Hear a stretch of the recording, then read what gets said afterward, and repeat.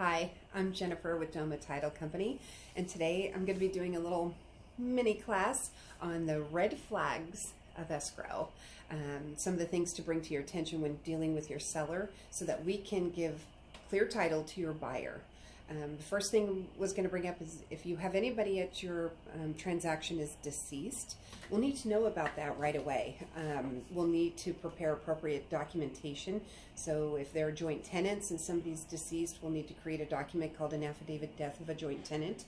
If they're in a trust, we'll need to create a document saying affidavit change of trustee or affidavit of death of a trustee. And if there is a deceased person in a trust and they haven't done the appropriate paperwork already, we will need to see a full copy of the trust. Title will need to review that to make sure all the appropriate persons are executing the documents that should be signing. So that's extremely important. So if you have either of those, please pick up the phone. We'll help you kind of walk through that so that you can tell your seller what we're going to need. The other is if your client brings up that they're in bankruptcy, or you know that they might be, or you might want to ask. It's an important one. It will halt our transaction. We will need to see that the home has been discharged out of the bankruptcy, which allows us to sell it without having to be involved in it. So if you have a seller that is in bankruptcy or just filed and they don't think their home is included, stop what you're doing. Let's get some paperwork and verify where they stand with the home itself. The other is clearing title, not the vesting side, but the clearing of any kind of liens that you might have on your property. Most we see are tax liens. If you know you have somebody who's a business owner and they own their own business and they're selling their property, you may want to ask them, do you have any recorded tax liens? The misconception is that tax liens are with the IRS, and why are you showing it on my title report? Title also does a name run.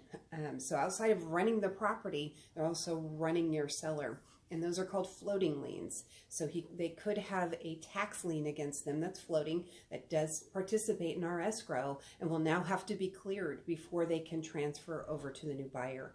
The thing is trying to write a 21-day escrow, 15-day escrow, 10-day all cash, and you have somebody with a tax lien, it's going to slow your escrow down. IRS takes forever to get us a lien. I think they're about a 30 to 45 day turnaround to get us a tax lien and a demand. So red flag on that one. If you have somebody with tax liens, let us know. Franchise tax board's a little easier. They get back to us quicker. I'm not too concerned about them, but again, I don't know about a 10-day all cash. We'll want to be careful and do our due diligence ahead of time to jump on that right away. So if you know of any of that, EDD loans, tax lien, franchise tax board, that's a red flag. Please let us know so we can get jumping on that right away. There's some additional paperwork and forms your seller will have to complete so that we can go forward and try and get those lien releases. The other is if you know that your seller has child support issues. Child support itself isn't an issue. We get a clearance, but if you have a seller that is going through something bitter divorce and they have not been making their payments, they could have a child support lien with a balance. And of course, they're going to require that gets paid in order for us to get a release. So that one, another conversation to have with your seller. The other is your seller is this an investment property and your seller wants to do a 1031 exchange? We need to know that. They're now part of your contract, as I'm sure you well know, but we will need to know that, get a hold of everybody, and make sure we have the appropriate paperwork on that as well. The other is solar. Solar is a big one. We need to know who the solar company is, and we also need to know, is your seller paying it off, or is the buyer assuming it? Do they own their solar, or are they leasing it? So those are some questions ahead of time. If you see it on the house, you're definitely going to want to ask, what's the situation? Who do they have it through?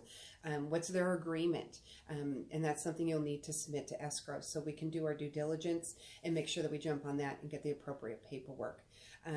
Last one I'll go into is utilities.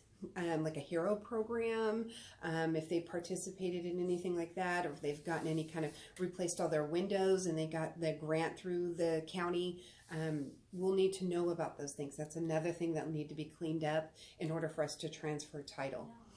But those are a few of my tips, few of the things you'll need to ask your sellers so that we can have a smooth and easy transaction. But we're looking forward to working with you. If you ever have a question, please call me. My information is below. Thank you. Have a great day.